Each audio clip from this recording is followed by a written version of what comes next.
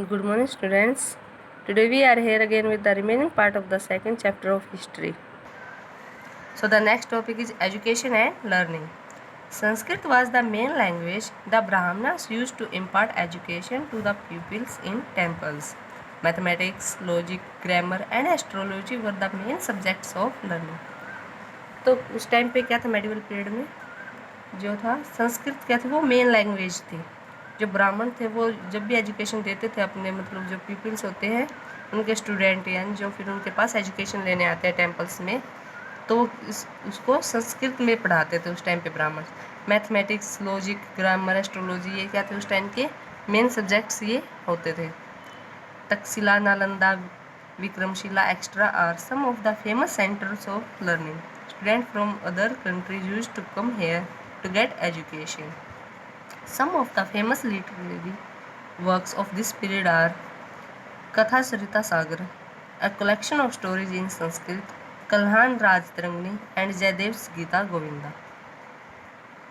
तो उस टाइम पे जो मेन एजुकेशन के जो सेंटर थे, यानी जो फिर स्कूल या फिर ये बोल दीजिए जहाँ पे पढ़ाया जाता था, वो थे तक्षशिला, जो एक गुरुकुल के रूप में उनको उसमें उस टाइम पे गुरुकुल बोला जाता। तक्षशिला था, नालंदा था, विक्रमशिला था।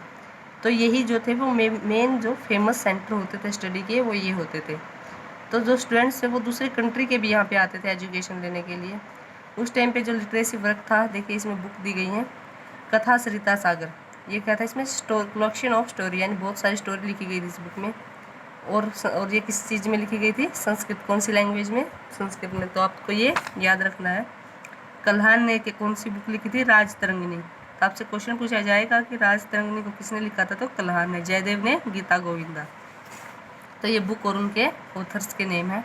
Sanskrit was the main language, but the Buddhist and Jain religion textbooks were also written in Pali and Prakrit.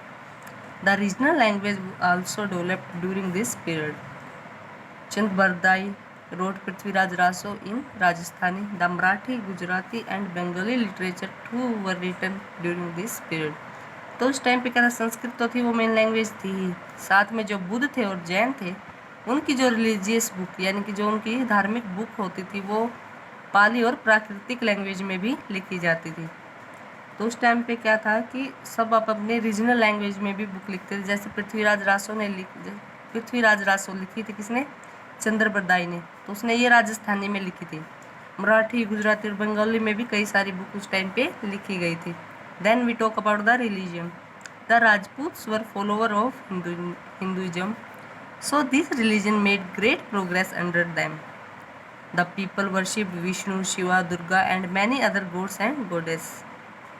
तो उस टाइम पे जो धार्मिक थे वो राजपूत होते थे, वो कौन से रिलीजन को फॉलो करते थे, हिंदुइज्म को।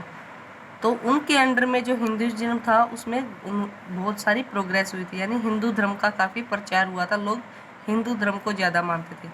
तो उस टाइम पे लोग जो थे वो विष्णु की, शिव की, दुर्गा की और बहुत सारे ऐसे देवी और देवता थे जिनकी पूजा करते थे।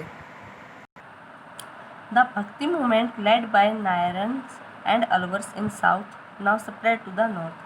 Bhakti saints opposed the caste system and laid emphasis on Vedas. Buddhism, Jainism also gained popularity.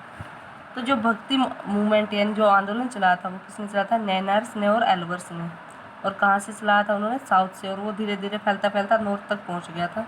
तो जो ये भक्ति संत थे जो इन्होंने मूवमेंट चलाया था, इनका जो मेन पर्पस था वो था कि वो कास्ट सिस्टम का अपोज करते थे, विरोध करते थे कि कास्ट सिस्टम नहीं होना चाहिए, और वेदाज पर और जोर डालते थे कि हमें वेदों की पढ़ाई करनी चाहिए, जो वेदों में लिखा है वो अपनाना चाहिए।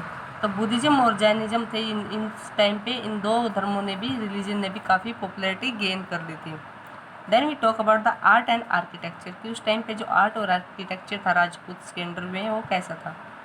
The Rajputs were great builder. They built various temple and forts. Some of the famous temples are Jagannath temple at Puri, the Lingaraja temple at Bhubaneswar, the sun temple at Konark. तो राजपूत से वो ग्रेट बिल्डर थे, यानी वो बहुत अच्छी जो आर्किटेक्चर में उनका काफ़ी अच्छा था, वो अच्छी अच्छी बिल्डिंग्स उन्होंने बनाई थी। उन्होंने बहुत सारे टेम्पल और फोर्ट्स होते हैं, किले, वो बनाए गए थे। उनमें जो फेमस थे वो थे जगन्नाथ टेम्पल था जो पुरी में है उड़ीसा में, लिंगराजा टेम्पल था जो भुवनेश्वर में है, और कोणार्क का जो सूर्य मंदिर बोला जाता है, सन टेम्पल, वो भी किसने बनवाया था, राजपूत से। The Chalukyas built Jain temple at Mount Abu in Rajasthan. और जो चालुक्यस थे उन्होंने जैन टेम्पल बनवाया था माउंट आबू में, राजस्थान में है जो एक जगह, वहाँ पे। The temples at Khajuraho in Madhya Pradesh were built by Chandela Kings.